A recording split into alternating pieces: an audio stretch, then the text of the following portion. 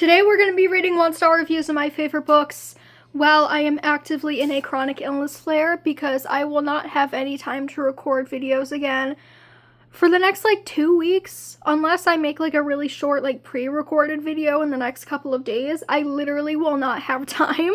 So if you see my eyes water, if you hear me sneeze and I'm not completely able to cut it out of a take, if you hear my voice sounding very phlegmy,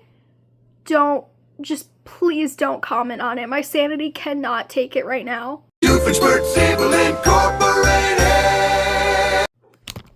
Oh my god. You are making this impossible. I love you so much, but would you please? I'm gonna fucking lose my mind. Okay, if you see me looking over here, it's because I have another screen so I can actually read the reviews. I might put screenshots of the reviews on screen. I might just read them aloud. I'll see what editing me feels like doing. Let's just say that. Okay, so anyway, for the first book, I'm going to be doing a reread. This is the Ballad of Songbirds and Snakes, and this is my favorite book in the Hunger Games series. In my top 5 favorite books of all time, I think that this is better than Catching Fire. I think it's better than Sunrise on the Reaping. I think it's the best movie adaptation. I think pretty much in all aspects it clears, and I got the urge to reread it, which is crazy because I'm not a rereader. I am not a rereader. I don't have the attention span for it. Once I've already read a book, I'm very prone to just skimming through it. Whereas with this book, I'm deeply annotating it for a second time. I'm redoing the tabs. I'm making a fucking event out of rereading this book because it is perfect to me, but I know a lot of people hate it for some fucking reason. So I'm kind of scared, but let's get into it. I'm like, bitch, that's my cookie, that's my juice, okay? Okay, I'm so scared. I'm so scared. DNF at 5%? DNF at 5%. That's the first 1-star review I see. It's not even a 1-star review. It's a 0-star review. Okay. Good God almighty, I hate this book. It put me in the worst reading slump in my life,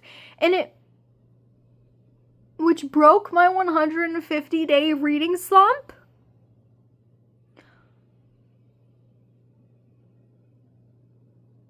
I read all 3 of the original Hunger Games books and wanted to read this one in preparation for Sunrise on the Reaping. But could I get through it? No. Awful book. Hated the third-person narrative and generally was a poor book. Right, that was really something. I feel like this is an appropriate time to say it's okay to be wrong because I know you're lying. Awful book. Let me show you how deeply I love this book. This is how heavily annotated it is. And this isn't even one of the fucking pages with word annotations. When I start annotating with words, that's when it really gets crazy. Hold on, let me find a good page as an example. Do you guys see that? God-awful book?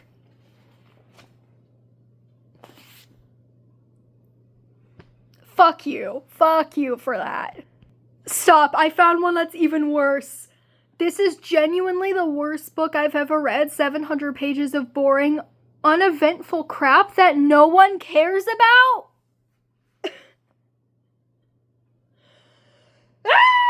I'm going to move on to the next book now. Next, I'm going to do The Secret History because I know that this is a very divisive book, but I, from the start, have been in the camp of people who are absolutely obsessed with it. From the prologue to the epilogue, it is just so masterfully written. Every single sentence is exactly in its right place. Every single character is so unique. Every single plot point is perfectly plotted out. It is just, this is a fucking roller coaster, and it is excellent, and it is so, it's like a fever dream, and the aesthetic is so, well thought out, and, I just love it. I just fucking love it. This is a book that I am, like, unabashedly a nerd for. I am unabashedly a fucking geek for this book. I will geek the fuck out about this book. Like, I'm genuinely considering making a video just about this book. I want to make it like a winter special. So yeah, let me know if you guys would be interested in seeing that, because I would want to do like a full reread and full analysis of the book. So yeah. Anyway, I'm gonna get into the reviews now, because I feel like I'm just yapping. Okay, there's a lot of DNFs here. DNF, soft DNF, DNF at 16%, DNF at page 193. Unfortunately, a DNF. Why are so many people not finishing this book? I finished it in like a week. I'm sorry I tried, but this is really painful for me to finish. Even listening to the audiobook is just physical, pure agony. The characters are so terrible, I didn't care about any of them. I don't like them at all. And to make it even worse for me, the audiobook narrator was annoying. So that didn't help. I even tried to speed it up, hoping I'll get over it faster. See, reviews like this piss me off. If you hate a book on the basis of hating the characters, I fear you're contributing to the illiteracy crisis in America. Because why the fuck do you have such a problem with reading about characters that aren't exactly to your taste? Like, why are you giving Bean soup? You picked up a book that is famous, literally famous, for having morally gray characters, and you thought you were gonna agree with all of them? Babe, the point of the book is that the characters are murderers. That's the whole plot of the book. You could have read the synopsis and realized it wasn't for you. Why did you read the whole thing? Why did you pick it up in the first place? Like, I'm sorry, but you gotta be stupid to do some shit like that. Actually, no, I'm not sorry. I think you're just boneheaded. Is boneheaded a saying? Whatever, I don't care. I'm not gonna Google it. I'm making it a saying if it's not already. Oh god, we're gonna read a long one. Let's go. Okay, let's go. Okay, if my take on this gets me canceled, so fucking be it. I've already said a lot of cancelable shit on this channel. This is just gonna be the nail in the coffin for me. Okay, since this review is super long, I'm gonna break it up into parts to kind of talk about it a little bit, because I feel like there's some interesting stuff here. So in the first paragraph, the person says, this book has a lot of nasty drive-by bigotry, which I don't think is necessary, but you could argue based off the characters and the era that it was made in, that it's needed, so it's fine, I guess.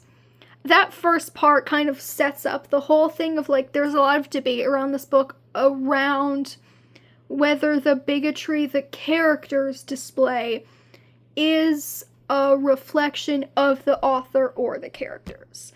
If writing racist, bigoted characters is inherently racist or bigoted as like a reflection of the author, or if it is just necessary character building, especially in a book like this that does take place in the 80s.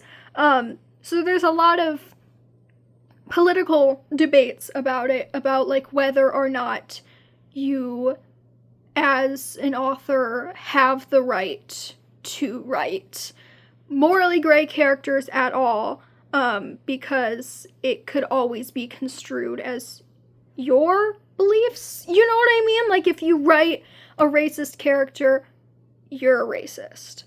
Or if you even have the thought process necessary to conceptualize of a racist character, if you are able to fully flesh out a racist character or a bigoted character, you are yourself racist. You know what I'm saying? There's a lot of nuance to it. I think a lot of it does have to do, again, with the illiteracy crisis in America, because a lot of people genuinely believe that to be able to write a bigoted character in the first place, you yourself have to be bigoted to know how to really embody that kind of a character, as opposed to the more obvious explanation, which is if you are an educated person at all, you will inherently know how to write a bigoted character, because we all experience being around bigoted people enough to know how to write a bigoted character. That's my opinion on it. I think that the bigotry in this book that the characters display is incredibly necessary to the plot. It is like literally the motive for all of the murders that they do, which is the entire plot of the book. Like, the internalized homophobia that the queer characters have is literally the main motivation for the main murder that takes place in this book. That's just my opinion. Okay, with the context of my opinion in mind, I'm going to get into the rest of this review, because this person also talks about, a lot about how these characters are, just generally very nasty towards minorities, and this person says, a fake country gets mentioned several times that's basically a terrorist state shorthand, and the writing around Arab/Arabic people is often sloppy or just wrong. A Palestinian character shows up briefly and is reduced to the angry Arab man stereotype, and there's a lot of outright xenophobic remarks, and out of nowhere, the Arab man is called the N-word. Donna Tartt has absolutely no right to say that word in any context. You can't even defend her saying she doesn't have any ill intentions. She just is writing a character because in her own narrative version, her own voice of the book... Hold on, what the fuck? Guys, give me a second. You can't even defend her by saying she doesn't have any ill intentions. She's just writing a character because in her own narrative version, her own voice of the book. That's genuinely what it says. You know what? I don't think some people should be allowed to write book reviews. I don't think that should be a sentence. She just says the words, and like twice, like once wasn't already bad enough. See, this is why I thought the review was interesting. Because you have people, A, out here who can't even write proper sentences to describe why they dislike a book, but also people genuinely think that authors' character building is a reflection of their own beliefs. Guys, do you know what a fictional narrative is?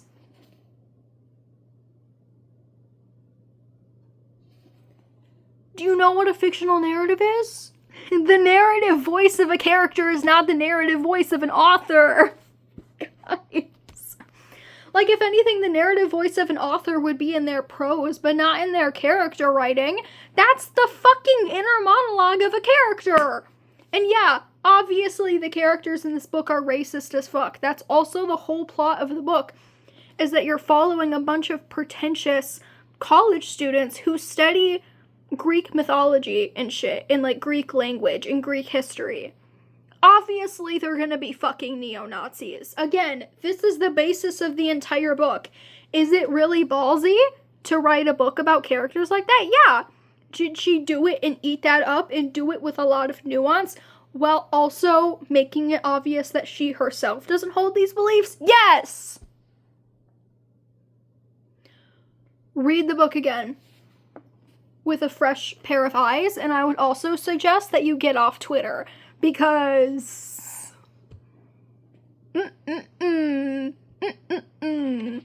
First grade English class. I sentence you to first grade English class. Come on, guys. Let's go. Let's fucking... like, get the cobwebs out of your brain. Lock in. Okay, now that I have sufficiently canceled myself, I'm going to move on to the next book, and this is Magnolia Parks: The Long Way Home, the third book in the Magnolia Parks series. And this series contains my number one female main character, number one fictional character of all time, Magnolia Parks. Oh my god. Oh my god. This series changed my brain chemistry in a way that no other fucking book has, no other fucking series has. I will ride at dawn for this series. But I will say, I understand the criticism on the first book in the sense that it is a very unconventional take on the romance genre. There is the cheating trope between the main couple. There's no spice. It very much reads like fiction with a romance subplot, so it's very different, and I loved it immediately, but I do understand how it could take some getting used to, and how the cheating trope could throw people off. But if you continue the series from book 1, and you get the context behind the characters, and behind why they do the things that they do, why they act the way that you do, why they act the way that they do, if you get that context by continuing the series and you still don't like it, even after 600 pages of explanation and character building and plot development, if you still don't get it, that's crazy. That's just crazy. I don't know what else to say. That's literally just insane to me. Like, how could you get BJ Ballantyne's backstory and not immediately understand his character motivations, not immediately sympathize with him more? How could you find out about Magnolia's eating disorder and not just, like, connect with her so much more? Like, I don't fucking get it. It genuinely makes me speechless. Like, so yeah, I'm scared for this. This might genuinely be bad for my mental health, but, let's get into it. I can't do it with these two anymore. It's crazy. Simply insufferable! I've decided to DNF this book. Just feel like I was reading about the same issues over and over again. There was one interesting plot point, but other than that, it was giving nothing.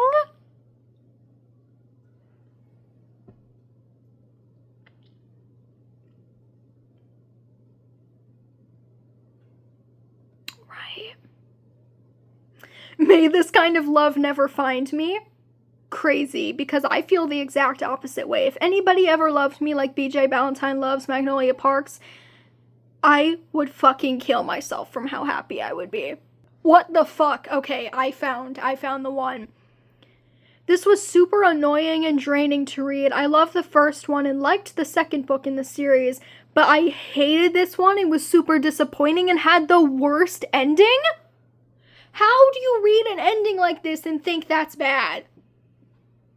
It is one of the most, like, heartbreaking, best fucking written endings I've ever read in my life. Okay. It's a toxic couple, love, but they aren't even toxic, just trauma bonded? Okay, genius, you figured out the plot of the books. Fuck you. This was just super annoying and stressful. I hoped the side characters played a bigger part, but they didn't. Literally lying. Every single one of the side characters gets more development. And also, saying that you liked the first one when the first book has the most toxic relationship out of the whole series, when it has, like, the main characters at their most unhinged, most toxic, is really crazy. Because BJ literally gets therapy in this book. This man is in therapy for the entire book. And the characters slowly get less toxic, and they slowly start to commit to each other more, and start to communicate more, and start to become better friends. And better, like, partners for each other. So not complaining about the toxicity in the first book, but then in this book is insane, because the characters are literally in therapy. Like, BJ's in therapy, Magnolia's in New York working on herself. She's literally friends with Gwyneth Paltrow. Like, that's a whole fucking plot. So, like, are we talking about the same book? That's fucking crazy to me. The whole time I kept thinking, girl stands up. Again, literally the plot of this book is Magnolia, like, really, like, feeling herself and feeling her self-worth and building her confidence and building who she is as a person outside of her relationships, and, like, actually, like, pursuing more endeavors in her career. Like, girl, stand up. Girl, she did.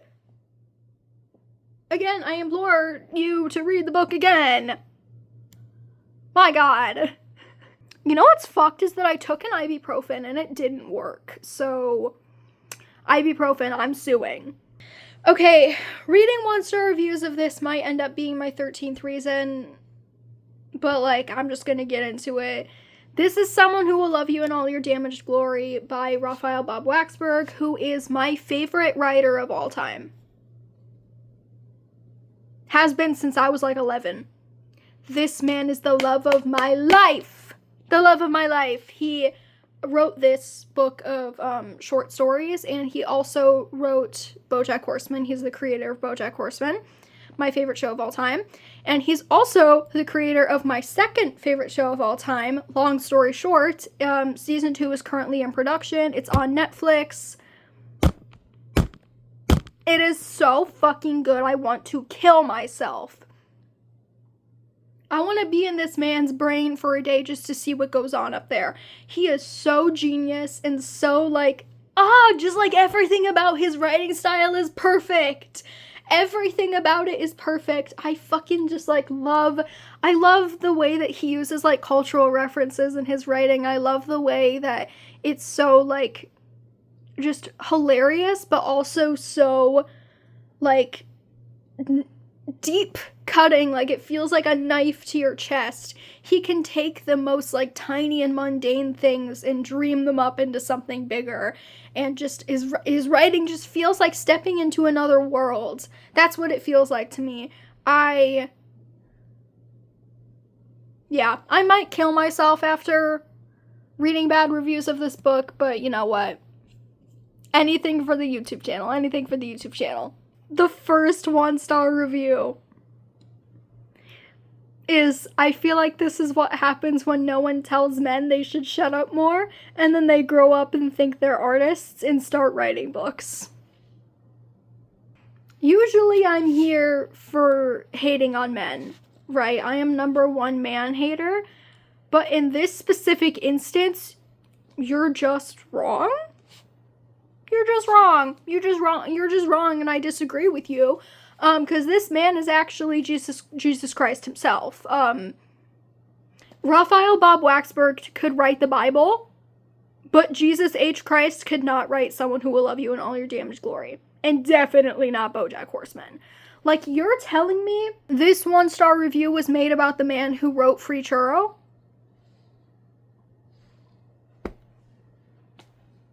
You're just wrong. You're just wrong. You're just wrong. Like, again, all for hating men, but, like, sometimes we need to pipe down. You know what I'm saying? Let's save some of this negative energy for, like, Elon Musk. How about, you know what I'm saying? Like, save some of that energy for someone who isn't my man. Raphael Bob Waxberg is literally going to send me a cease and desist after this. Alright, let's read a couple more. Definitely not something I love in all its damaged glory. Right. And Fable has, like, tags where in your reviews you can put tags for the book, like, oh, the writing in this book was good or it was bad. It just kind of makes it easier to sort through reviews. And one of the tags is lack of depth. Lack of depth. I think you lack depth. Here's my thing, because how the fuck could you read the paragraph? Better question, what happened to our society to make it so we view damaged things as somehow incomplete? On the contrary, I for one believe it is our damage that makes us whole. How could you read that paragraph and put the tag, lack of depth? Lack of depth? Shove the lack of depth that you perceive in this book up your ass. I'm just gonna read little excerpts from this because this is a lot. I have never in my life been so infuriated with a book until I chose to read this. I badly wanted to DNF from the beginning when I read the very first story in all of those insane wedding rituals, sacrificing 50 motherfucking goats. But I pushed through thinking if I had to hate this book, I'm gonna be an educated hater. Right, that's what they always say. I'm gonna hate with class. I would like to inform you that this person did not hate with class. Well, you just don't get it. Hell yeah, I don't get it. Wow, real educated hater. Wow, we have a real fucking Einstein here. This entire book is like when you have idea scraps for different stories and then you put it in your notes app and then your agent found it and decided to publish it without editing it or without your knowledge. First of all, that's what a short story collection is. Not the notes app part, but the scraps of ideas that you put into stories. And then they all kind of tie together in the end. That's a short story collection. Again, how these people go into these books genuinely not knowing what the fuck they're about or like what is even happening. Like there's literally a fucking table of contents for the stories. And you're acting surprised about the fact that you got exactly what you paid for. Like, and also unedited is crazy. This is one of the most like beautifully edited books I've ever read, down to the details of like, I think Raphael Bob Waxberg just has a lot of intentionality and everything he does is for a reason, like down to line breaks and paragraph breaks, down to font size and just like fonts in general. For a lot of the stories, he makes like little graphics and visuals to go along with the story. I'm trying to find the exact one that's like my favorite because I think it's just so cute. Here it is. He has like all these little graphics. I think it is just excellently done and it reads so easy. It very much reads like his TV show writing. And I think that's just really special to be able to marry the two mediums so perfectly. Like, I think that this short story collection could genuinely, I was going to say it could genuinely be turned into a TV show, but Raphael Bob Waxberg himself has said that these short stories are the stories that inspired the characters from BoJack Horseman. So I guess it did get turned into a show, and it's one of the biggest shows of all time, so fuck this person. Okay, next book. I gotta shut up. Okay, next I'm going to do The Bell Jar because this is very similar to The Secret History in that it is a very divisive book. But this book, like, shaped me as a person. I can't say that about all of my favorite books, but I can say it about this one because the mental health representation, the trauma representation, the way that misogyny is represented in this book, well, I guess not represented in this book, but depicted in this book, is so powerful, especially for the time that it was written in. The way that it touches on the way that women are abused in the healthcare system, the way that women are objectified, the way that women are kind of like fetishized by people, and all of their suffering goes like under the radar. It's just so... Oh my god, and the fig tree theory. And the fig tree theory, I could have been so many things. Oh my god. Fuck, I'm gonna kill myself. I keep saying that, but truly, every single time I talk about my favorite books, I want to die.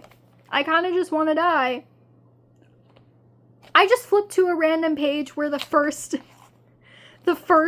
sentence is, I'm so glad they're gonna die. I don't even remember the context of that, but that's crazy that I just randomly flipped to that page. Yeah, let's get into it. Let's get into it. I'm so scared. Let's be real. I've been reading this for 2 months and I've made little progress cleaning my currently reading. That's a very creative DNF review, I'll give you that. Kind of triggering, but also just made me feel icky.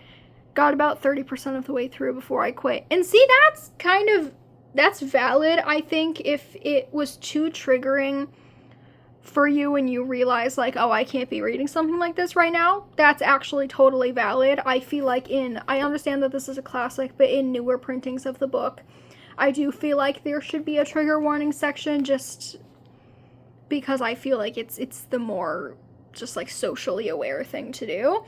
So I actually understand that.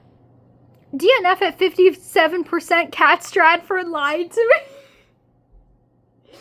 What's that one meme that's like, oh, you better not be reading a comically large, presumably prop version of the bell jar? You know what's crazy is that I was literally gonna rewatch 10 Things I Hate About You tonight, and now I definitely will be, because, hello, because that is so fucking funny. The review right fucking below that was boo-hoo. Because what the fuck do you mean boo-hoo? This book is about a mentally ill woman who's forced into electroshock therapy at a mental hospital she didn't even want to be in. Because the people there wouldn't listen to her, and they, like, used her as, like, a fucking human experiment.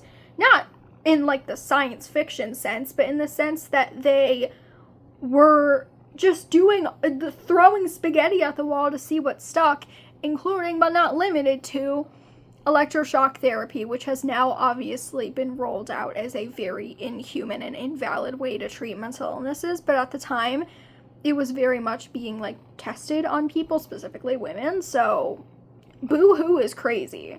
If you're that much of a misogynist, why would you read a book like this in the first place? It's like I've said with all these other books.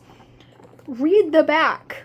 Read the synopsis, how about, before you purchase a book. I don't know, I just feel like you don't need to be doing all that.